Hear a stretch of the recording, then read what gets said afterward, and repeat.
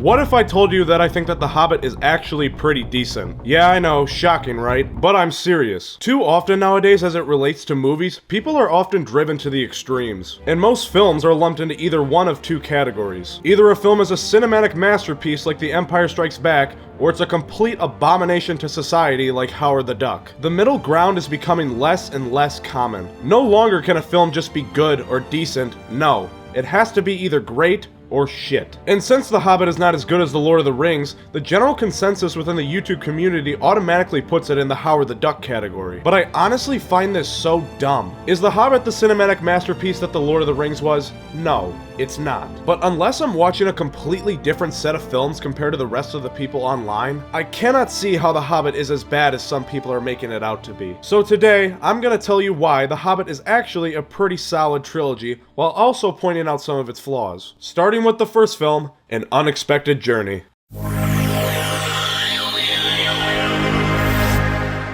So just like Fellowship, An Unexpected Journey starts out with a prologue to start the trilogy, and I really enjoyed this prologue a lot. It's straight to the point and pretty much tells us everything that we need to know context-wise regarding the story. It also invokes a high sense of wonder and imagination, just like the Lord of the Rings trilogy prologue. And to top it all off, this first 5 minutes is visually fantastic. A very good first 5 minutes to open the film. We then transition into the first scene of the movie, which is pretty much one long 35-minute scene at Bilbo's house. This is our first introduction that we get to our crew of characters, but I will concede that 10 minutes of this sequence definitely needed to be cut. The first bit when it's just Dwalin and Balin was fine, but when the rest of the dwarves show up, there's a major mood shift, which was honestly kind of off-putting. It's way too goofy and all over the place with its jokes, and they sing a fucking summer camp-style musical number.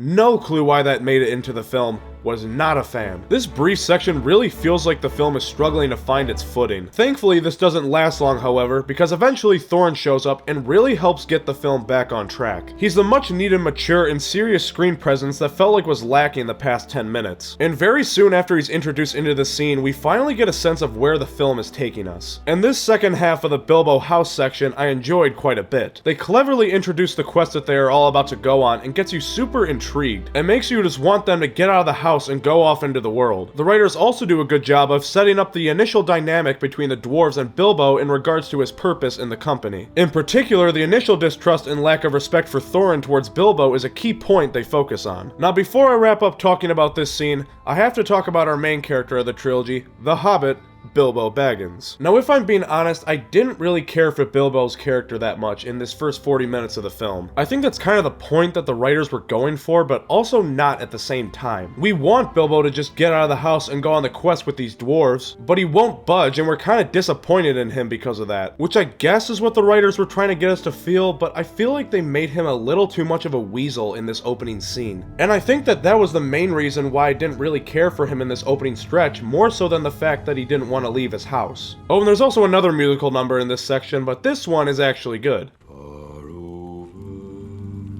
the misty mountains cold. They're singing the main theme of the trilogy, Over the Misty Mountains Cold. But I like this one because this song and the lyrics that they're singing actually have a lot of emotional weight to the dwarves and give us a sense of their mindsets. So it actually benefits the story compared to fucking That's What Bilbo Baggins Hates. That's what Bilbo Baggins hates! And that's the end of this first section of the film.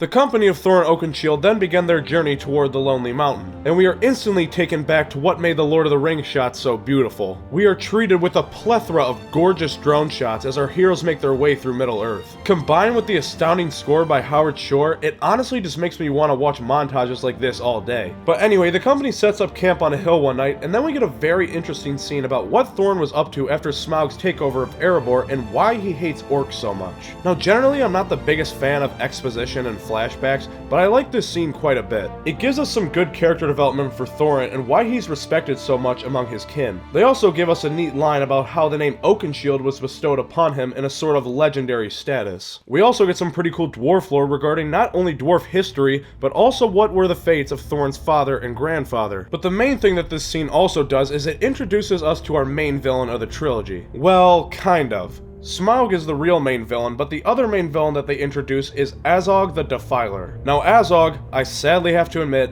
is pretty fucking mid as a character. It's said that he is dedicated to wiping out the line of Durin, but why? Why does this guy give a fuck? What the hell do the dwarves do to him? Yeah, in modern context it makes sense why he wants to kill Thorin because he cut off his arm, but why did he care initially? It was just such a lazy introduction as a character. Azog also for this whole trilogy doesn't really have any motivations besides getting revenge on a dwarf for cutting off his arm. So he starts to become really bland super quick, because there's not really a whole lot to him. Just not enough for one of the main villains of the trilogy, but I'll touch on him a little more later. Now the next big scene that we get is the troll scene. So how do I feel about the troll scene?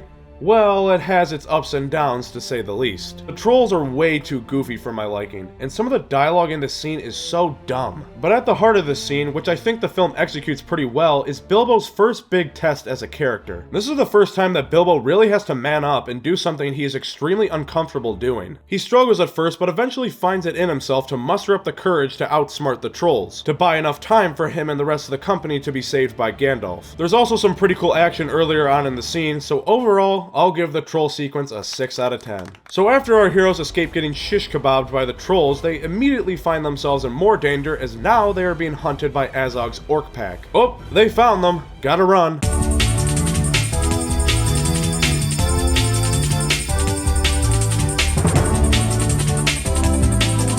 The dwarves barely manage to escape due to the extremely convenient hole in the ground, and after following the path that leads them to who knows where for a little while, they find themselves in Rivendell. Ah, Rivendell. Now I'm getting those Lord of the Rings vibes. And Rivendell has never looked so beautiful before. Now the Rivendell scene exists to accomplish two main things. One, it progresses the main plot, and two, it progresses the new emerging side plot. In the main plot, Thorin and Balin show Elrond their map because he is one of the few in Middle-earth that can speak ancient Dwarvish. They find out what they need to know, and now we sort of know what to expect in the upcoming films as it regards to finding the hidden door. It's a simple scene, but definitely important, and it's done well, so I have no complaints there. But the majority of the scene is dedicated to Gandalf, Saruman, Galadriel, and Elrond in this new emerging side plot. Now, it's not that this scene in particular is bad, but I'm not a fan of the new emerging side plot. One, because I don't think that it provides much to the story, because this isn't the Lord of the Rings, this is the Hobbit.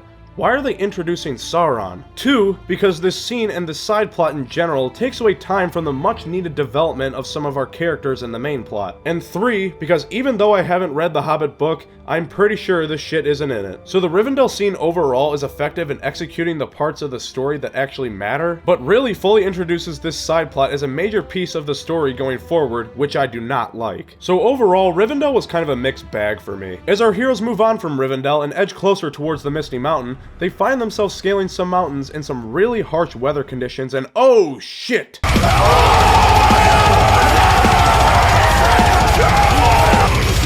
So the rocks just decide to turn into people and start chucking shit at each other. It's definitely a weird scene that the company barely manages to escape out of, but hey, I thought it was entertaining. So our heroes are able to find a cave in which they spend the night in, and this is when Bilbo really comes to his breaking point. He feels that he does not belong with the dwarves and really doesn't fit into their lifestyle. And he's about to leave, but not in time before the ground opens up and they all sink down into Goblin Town.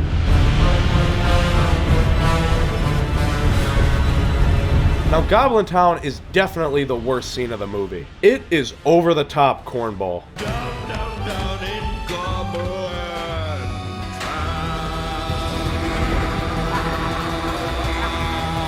And the escape sequence from Goblin Town is so visually fake and drawn out that it honestly kind of took me out of the experience. And the worst part about this scene is it serves no purpose at all. Our characters aren't developed in any way, and it introduces a giant scrotum face just to kill him 5 minutes later. What was even accomplished by this sequence? What, they sent a message to Azog telling him that the dwarves were here? But it really wouldn't have mattered anyway, because as we saw earlier, Azog was already on his trail back when they were in the Mount Fuji WWE match. So there's really nothing of value that is accomplished here. The best thing that the Goblin Town scene does is it manages to separate Bilbo into a completely different scene, which just so happens to be the best scene in the movie. And that, of course, is the fantastic Gollum scene. Back in Lord of the Rings, when we heard about Bilbo acquiring the ring from Gollum, it was a neat bit of backstory and lore, but being able to see it on screen was such a joy. Right from the get-go, the tension is through the roof, and Andy Serkis as Gollum is just as creepy and intimidating as he was back in Lord of the Rings. And I love how this scene is laid out. The game of riddles had you hooked right from the get-go, and had you thinking about nothing else besides what was happening second to second between these two characters. The first time I saw it, I was honestly so into it that I forgot about the entirety of the rest of the film for a brief second. The cinematography, lighting, and music also really help give this scene that magical factor. I don't see how you could really improve this scene that much, and as I stated before, this is definitely the best scene of the movie. So when Bilbo and the rest of the company both manage to escape from their given scenes and finally manage to meet up again, we reach the point of the film where it's time for the final battle. Now, a final battle can definitely make or break a film. So was The Hobbit's final battle up to par? Well, if I'm being honest,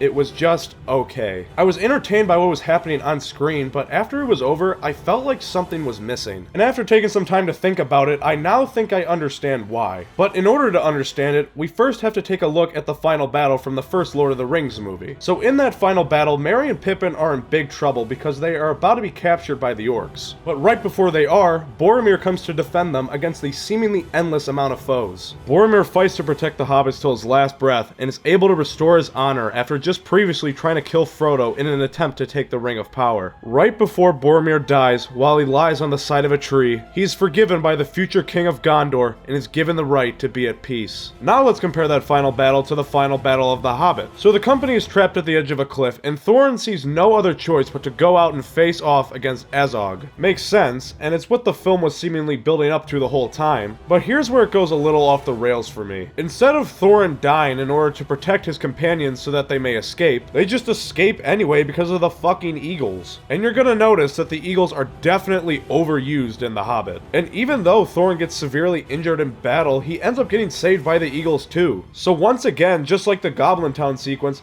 there wasn't really much point to this scene because it didn't advance the plot or change the characters that much in any meaningful way. The only thing that the final scene did do was Bilbo helping protect Thorin and finally being able to win over his respect. But that's it. Now, I'm not trying to suggest that Thorin had to die to make this scene work, but it needed to be written differently in order to have the same emotional payoff that the Lord of the Rings scene had. But sadly, that's not what we got. And even though I was very entertained by this scene, after it was done, I couldn't help but feel like it had so much more potential. In the last couple minutes of the film, the eagles drop our heroes off at a random rock, and we are finally in visual distance of the Lonely Mountain. Bilbo finally wins over Thorin's respect, and it was honestly a very touching scene because it felt very earned by Bilbo. And in the last shot, we get a tease of Smaug the dragon. And that brings us to the end of the film. Overall, even though I was quite nitpicky in this analysis of An Unexpected Journey, I still very much enjoyed this film. The only problem is the nitpicks start to add up, and it's what's holding this film back from being a truly great piece of storytelling and filmmaking. Instead, I would describe An Unexpected Journey as just decent. Regardless though, I still think it's a worthy addition in the Middle-earth saga and a solid start to the trilogy. It also ends with such a good cliffhanger and really makes you excited to watch the next installment. And with that, marks the end of my analysis of An Unexpected Journey.